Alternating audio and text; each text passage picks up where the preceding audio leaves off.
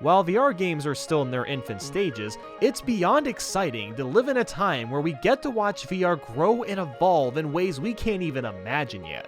After watching Disrupt's video on spending 24 hours in VR Minecraft, that concept really inspired me to try something I'm a bit more familiar with, and that is of course Super Mario 64. If you know me, I've played this game maybe a few times. I already live, breathe, and thrive Mario 64, so why not take that next step? Why not become Mario in a sense, and see what it's really like in his shoes? That is what we're doing today. Using the HTC Vive and a modified version of the game K's and Manuar created, we have the ability to play the entirety of Mario 64 in VR. Now, seeing as I have a lot of experience already, I can usually get all 120 stars in a few hours. But with this headset on, it's gonna be a totally different vibe. So here's the game plan.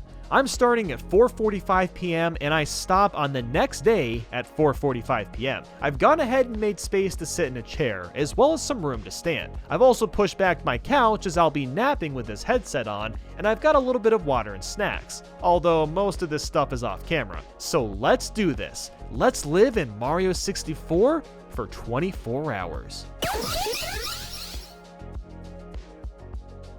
We start outside of Princess Peach's castle, but it looks a little different as the skybox is completely missing. This is going to be the case for every level in this game because K's would have had to import 3D skyboxes into each level to make them look decent. Now here's what's really strange about Mario 64 in VR. You can move your head freely, but also move Mario around with a controller. At first, this was an out-of-body experience because your head and Mario don't feel synchronized together, but after a couple minutes, I got the hang of it. One thing I noticed that was really funny is how easy it is to spot the 2D objects in this game. Things like these trees look really flat at certain angles. Now, swimming feels really weird. It almost makes you lightheaded, and I'm not sure if that's gonna be a good or a bad thing. I decided to attempt the Lekatu skip. This is of course where you jump on the edge of the bridge to bypass Lekatu's cutscene, but I didn't even come close. I do not have the same accuracy in VR.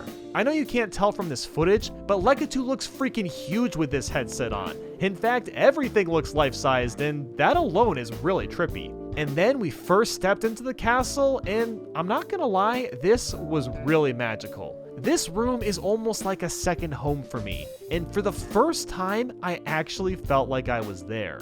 Nostalgia aside, we entered Bob-omb Battlefield, and the first thing I noticed was this flat lad just chilling out. I picked up a Bob-omb, and it was kind of funny seeing him float in the air. I guess Mario's hands and arms would have obscured my vision a bit too much. I finally started really running around, and whew, Mario can really move. I mean, being in his shoes, you really do notice how fast he runs. King Bob-omb was the first star I was going for, and that's when I realized how hard it was to turn quickly. It was difficult because of how swiftly the camera moves. You could never tell where you were going. And it's really hard to describe this without actually being in the headset, so just imagine that you're spinning in a chair for 2 minutes at full speed and then you try to get up and walk normally.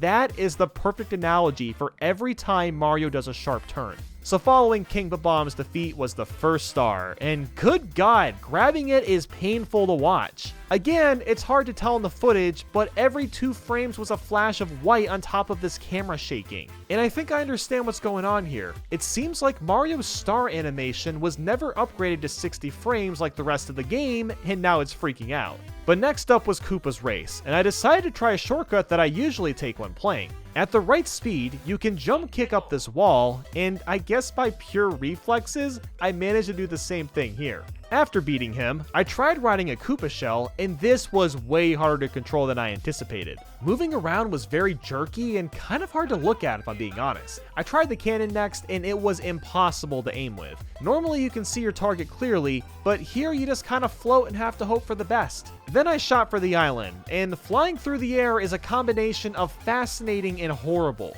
Now keep in mind that I don't usually have a problem with heights, but when you're sitting in place and soaring through the sky, that does not sit well with your brain when you're completely immersed in it. So after that, I tried freeing the chain chomp, and it actually wasn't that bad. I could see exactly where my shadow was and could hit the pole pretty easily this way. That was enough of the Bob-omb Battlefield, so I moved on to Womp's Fortress. This was when I realized how hard it was to walk in a straight line. Maybe my controller was messing up, but the only way I could clear this narrow pathway was to look down at my shadow and slowly trudge my way across. It's probably so difficult because I can't see which way Mario is actually facing. My only frame of reference is this translucent square in front of me, but that doesn't really help. I did love how giant the Womp King looked, but he would have been much more intimidating if I wasn't able to ground pound through his body. After a couple stars, I had to climb myself up here. Usually you just wall jump your way up, but wall jumping is insanely disorienting in VR. Firstly, you run headfirst into the wall, making it hard to see. Then you have to predict when to time your jump, and the camera immediately turns, giving you next to no time to prepare your descent. I can't imagine anybody being able to do this without a lot of experience with Mario 64 beforehand. It took me several minutes to get this. Now, yes, you're supposed to use a cannon to get here technically, but that would have been harder since we can't see where we're aiming. And then there was flying with the owl, and first off, I did not like that close-up of his butt, and secondly, controlling him just felt like luck. It's usually pretty easy to aim your movement, but here I just kind of had to guess where to go, and hey, I somehow got the cage star on my first try. I'll take it. Before leaving though, it was time to blast away the wall. That was easier said than done, since again, there's no way of aiming your shot. After several attempts, I smashed the wall, but my stomach did not like watching Mario fly through the air that much at once. I finally had enough stars to tackle the first Bowser, so I figured we might as well go for that. This was my first time collecting all the red coins, and normally after doing so, the camera pans in on the star.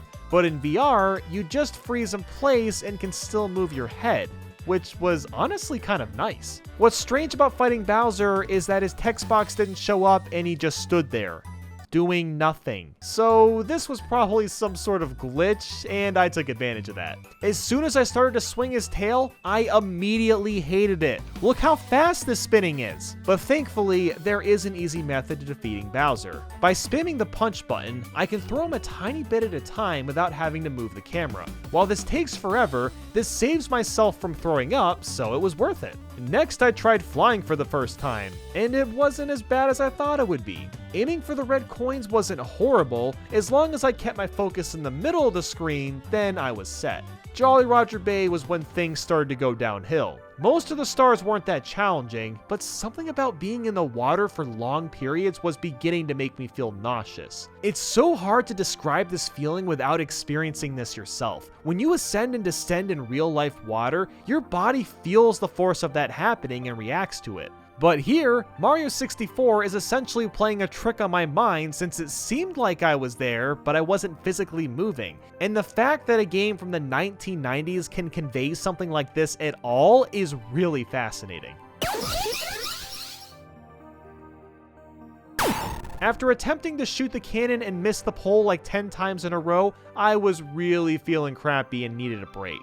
The only way I could do this was to close my eyes for several minutes while sitting in the chair or laying down. Doing that at the very least took me out of this world for a little bit. As I kept playing, I realized that the only way I was gonna last 24 hours was to take several breaks and to close my eyes as often as I could. Doing this was really useful to help with the nausea, especially when I was grabbing a star since that was always so painful to look at. But at least when I got to Cool Mountain, I was out of the water and was feeling a little bit better. I even managed to pull off some sick moves carrying the little penguin to the Big Mama. I got a few stars there and moved on to Big Boo's haunt. Looking around in the big house was really cool because the camera is usually fixed in this room, so being able to see everything so easily was pretty neat. I've made some good progress so far, but now my stomach was really starting to get upset. At this point, I was taking breaks at least 2 or 3 times an hour. The motion sickness was just getting worse and worse. I was eating really lightly and staying hydrated, but that didn't matter. Putting myself through this was just not the greatest idea. But sadly, I forced myself to live by the no pain, no gain statement, so that's just how I roll. So on top of feeling like garbage, some of these stars were a pain in the butt. I took out the Boo on the balcony, which puts the star on the roof. Actually climbing up there without falling off was a lot easier said than done.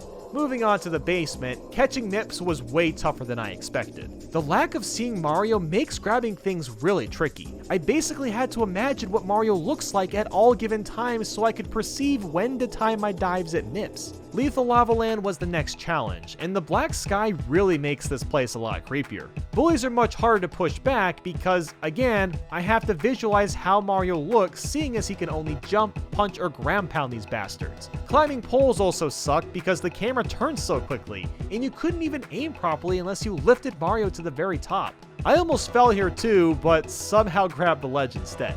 Going for the Vanish Cap red coins, I had to be really careful since I couldn't really see what was coming. I've played this level so much that I know which ledges have the coins, but it was still disorienting. But then we got to these stupid moving platforms. Trying to pinpoint your jump was just ridiculous. I couldn't look down and use my shadows to check my accuracy since everything was moving all the time, so I kinda just had to use trial and error to figure this one out. And now we're at Hazy Maze Cave, and only at the 4-hour mark.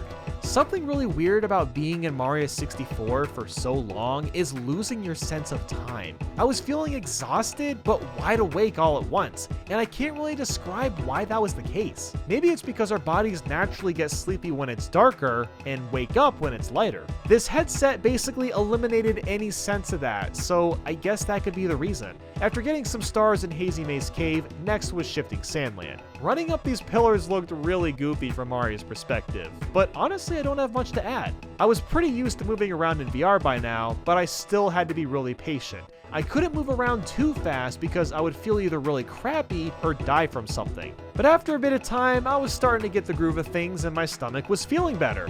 And then I had to go to Dire Docks, another water level. This was a lot worse than Jolly Roger Bay because this level is a bit harder and forced me to move around a lot more. I did get through it, but this was pretty much peak misery. My brain was so disoriented, my stomach hated me, and Dire Docks is just a crappy level to begin with. After slowly getting some stars there, I moved on to the second Bowser fight. And funny enough, when I got to Bowser, he once again just stood in place and his text box never showed up. So I used the same strategy as last time. Mash B and wait till he hits the bomb. 6 hours in, I was really getting desperate on getting rid of this motion sickness, so I resorted to just standing up. Now I apologize you can't see my head since the camera's a little too low. Doing this made me feel a bit off balance for the first few minutes, but for some reason it kinda helped with the nausea. Now, maybe it was just a placebo effect. I honestly couldn't tell you if standing or sitting makes any difference at all. After slogging through Wet Dry World and Snowman's Land, I was ready for a nap. I was so mentally exhausted that I didn't even mind napping with the headset on. And just like that, the snoozing began and I was out for a few hours. Waking up to Mario 64 is not the most pleasant experience, and I barely felt like I slept at all anyway. But I got up because I wanted to make sure I had enough time to get all these stars. Snowman's Land had a couple of tricky stars, especially the fourth one where you're supposed to fly across this freezing pond. But instead, I triple jumped off this cliff, did some jump kicks until gathering some speed, sliding down this hill, and made my way to the star. This trick is hard to do normally, so I'm kind of shocked I pulled this off in VR. After that was Tall Mountain, and it was another endurance round since it takes so long to climb up top. And don't even get me started on catching the monkey. That was another layer of hell. Next was Tiny Huge Island, another stage that was really difficult. The Koopa rematch was the hardest part because you couldn't take your time. You really had to book it to beat him to the flag. When I got to the windy bridge, I somehow got stuck on the edge moving at a snail's pace, so Koops just whizzed right by me. To make up for that, I got a couple more stars, then I tried Koopa again and was successful. Next up was Tick Tock Clock, and I was not ready for this one. It was time for another nap. Whoops, that was a pretty long nap. I did not mean to sleep for 6 hours. What I had left to do today was Tick Tock Clock, Rainbow Ride, and all the 100 coin stars. Not much needs to be said about Tick Tock Clock. It was nothing short of brutal. Every jump had to be incredibly precise, and messing up means falling, which made me feel sick, plus I lost progress, so it was a double whammy. And after that was Rainbow Ride, and this was by far the worst level. It was so easy to fall off. Waiting on the carpets felt extra long, and so much of this level was just black. It was honestly really depressing to be in. I was also still feeling like crap, so my frequent breaks were lasting even longer now. Looking at my star count, I was getting worried that I wasn't going to be able to finish this game in 24 hours. So for the next 5 hours, I went back and finished the 100 coin stars that I ended up missing. These were all pretty long missions, so I was taking breaks at like every 2 stars. This is where I made a fatal mistake. A couple of my breaks were around 30 to 60 minutes long, which was wasting too much time.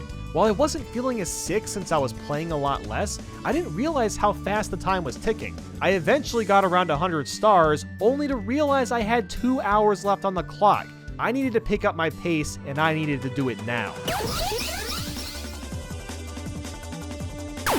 All that I really had left now was the tough stars, one of those being 100 in red coins in Wet Dry World. The biggest hurdle was getting the coin on the roof of this building. It usually requires wall jumping or a precise triple jump dive to get up. Wall jumping is obviously out of the question here, so I basically have to make this jump. It took a few minutes, but I did eventually make it up there. And you want to know what else was really weird? For these last couple of hours, my stomach stopped hurting and the nausea was gone. I'm not sure if my brain just learned to adapt to Mario 64's frame rate or what, but I honestly felt perfectly fine. I also barely ate anything the past 20 hours, so maybe that was the reason too, but either way, I felt like I had what it took to finish this. 1 hour left and 10 long stars to go. It was time to put my skills to the test. The 100 coins was terrifying in Tick-Tock Clock because I needed to get these coins from the Switch, and the only way I could do that was to very carefully turn around before even going for them. Thankfully, it ended up working out and I only missed 1 blue coin, which was more than good enough. So I got the 100 coin star and was planning on getting the one above the thwomp next. Unfortunately, I could not find a way to get to him. Now I know that you can do the triple jump wall jump in this spot to get up there, but there was no way I was pulling that off in VR. And this level wasn't moving either, so I couldn't use the minute hand to get across. I tried this level again with the stage moving this time, only to get 80% of the way there and fall to my death. I was really running out of time, so I was forced to move on. I still needed a lot of Rainbow Ride stars, and I already knew 100 coins is out of the question. That's because I would have to get most of these blue coins from the Switch, which requires us to wall jump multiple times without messing up, so forget that idea. However, I did manage to complete the tricky triangle star, which I thought would be way too hard to do, but I got through it just fast enough. The red coins were way harder than I thought they would be. That's because all the textures on the walls look exactly the same, so I couldn't really distinguish what was climbable and what wasn't. 4 stars left, and I only had about 15 minutes on the clock. Just for the heck of it, I thought I would try wall jumping up this wall a few times, and this happened. Okay, so pulling that off was completely unexpected. I guess maybe 100 coins would have been possible, but now I just don't have the time to try that anymore. Since I got up there though, I did talk to the pink Bob-omb so I could at least go for star 6. The cannon shot actually looked pretty clean, but after a few seconds, I realized I overshot the island entirely. I only had like 10 minutes now to complete the 3rd Bowser and the red coins, so I just headed right on over there to finish this up. The red coins really weren't that bad because a lot of this level was just muscle memory for me. Bowser once again let me have a free shot on him. I gotta say, I've never been more thankful for the text box glitch. So I used the same spamming strategy as before for the first throw. Bowser got up and breathed fire everywhere, but I grabbed his tail anyway, and by some miracle, none of the fire hurt me. So I hit him a second time, and now was the hard part, the 3rd throw. I couldn't use the same strategy since none of the bombs would be close enough, so my only option was spinning the controller like wild and praying the throw works. And would you look at that? Bowser barely scraped the tip of the bomb and I completed Mario 64 entirely in VR. Since I took so many breaks, I wasn't able to get all the stars on time, and I actually ran over the 24 hours by a few minutes. But it's done. There was nothing better than watching Mario fly around the stage and wrap things up. Even the credits was really cool because the camera would zoom out and show the entire layout of every stage. So was it worth spending 24 hours in Mario 64? No. No, no, no, no, no, no. I think I've got PTSD thinking about this game in VR now. Like, seriously, I get queasy just imagining myself playing this. And even after finally taking the headset off, I felt sickish again for the next 6 to 8 hours, so I was feeling the aftermath for quite a while. But despite the pain, I'm glad that I pushed through and did this. It's made me appreciate playing Mario in the third person so much more now, and I also realized why Nintendo made the VR mode of Mario Odyssey at that one camera angle. It was to prevent what I just went through. I hope you enjoyed this video, and thanks guys so much for watching. I'll speak with you all very soon, and I hope you have a great day.